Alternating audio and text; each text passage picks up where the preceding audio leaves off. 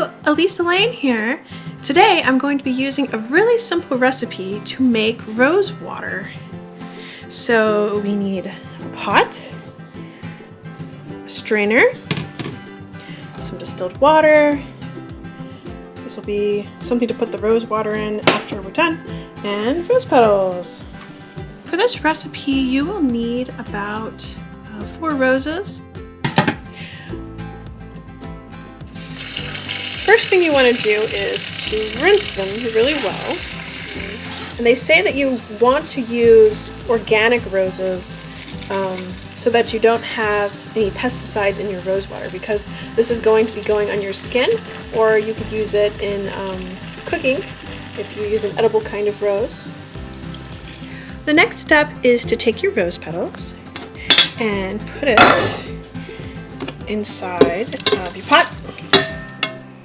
Now we're going to add the water.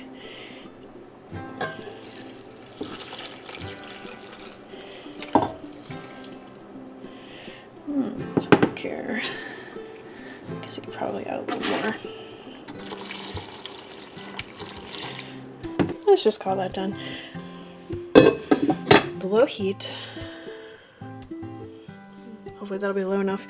You don't really want to boil the water. What you want to do is just get it hot, and the essence of the rose will just flow out into the water, and then you'll be able to collect that, and that'll be your rose water.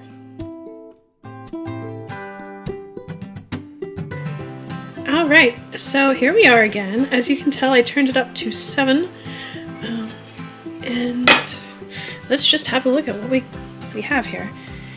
The water has become yellow. I think we've been successful and we have rose water. So now what we want to do is strain it out. Wish me luck.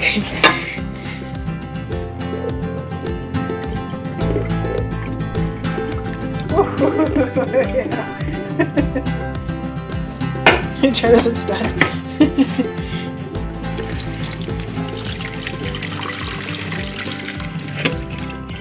Oh, it smells great.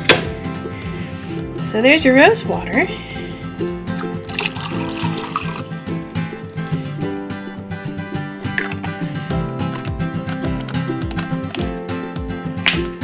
Alright, so here is the final product. And I've got it in this handy little bottle, so I can just squirt onto the cotton ball and dab it on my face. In the next episode, I will be making rose water toner with witch hazel, lemon juice, and my rose water. Catch you next time. Goodbye.